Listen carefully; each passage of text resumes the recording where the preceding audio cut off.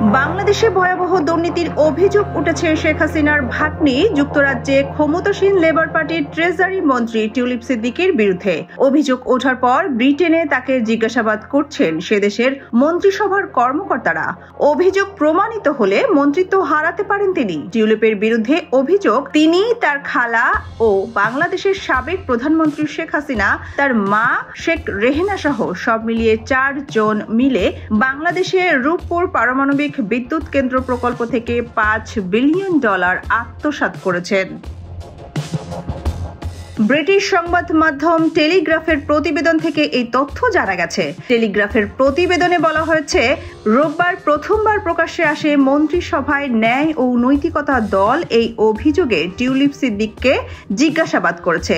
এটি এমন সময়ে এলো যখন জানা গেছে যে টিউলিপকে জিজ্ঞাসাবাদ করতে পারে বাংলাদেশের দুদক কর্মকর্তারাও।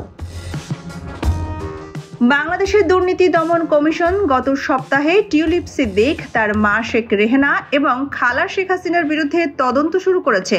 উচ্চ আদালতের নির্দেশে এই তদন্ত শুরু করে দুদক। আদালতে দাবি করা হয়েছিল টিউলিপ এবং তার পরিবারের সদস্যরা রূপপুর পারমাণবিক বিদ্যুৎ প্রকল্প থেকে $5 বিলিয়ন ভুয়া কোম্পানি এবং মালয়েশিয়ার ব্যাংক অ্যাকাউন্টের মাধ্যমে যুক্তরাজ্য ও মার্কিন যুক্তরাষ্ট্রে সরিয়ে নিয়েছেন।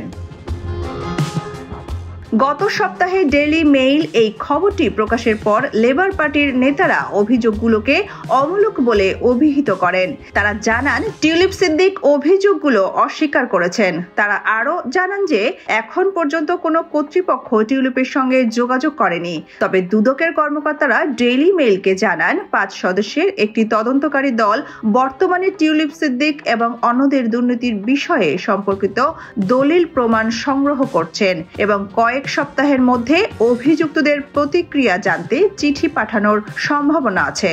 নাম প্রকাশে অনিচ্ছুক দুদকের কর্মকর্তা জানিয়েছেন, দুদক এই চিঠি ঢাকায় অবস্থিত ব্রিটিশ হাই কমিশনের মাধ্যমে টিউলিপ সিদ্দিকের কাছে পাঠাতে পারে। নাম প্রকাশে অনিচ্ছুক কর্মকর্তারা আরও বলেন, তারা প্রতিক্রিয়া পাওয়ার পর তদন্তকারীরা আদালতে প্রত্যেকের বিরুদ্ধে এফআইআর দায়ের করার বিষয়ে সিদ্ধান্ত নেবেন। এফআইআর এ আনুষ্ঠানিকভাবে টিউলিপ সিদ্দিককে সন্দেহভাজন হিসেবে চিহ্নিত করবে এবং তাকে গ্রেফতার করার ক্ষমতা প্রদান করবে বাংলাদেশি পুলিশকে। দুদকের অপর এক কর্মকর্তার নাম প্রকাশ না করার শর্তে বলেন, তদন্তটি এখনো প্রাথমিক পর্যায়ে। তদন্ত শেষ হলে আমরা সবার কাছে চিঠি পাঠাবো। টিউলিপকে জবাব দেওয়ার জন্য ডাকা হবে। সোনিয়া খান, খবর সংযোগ।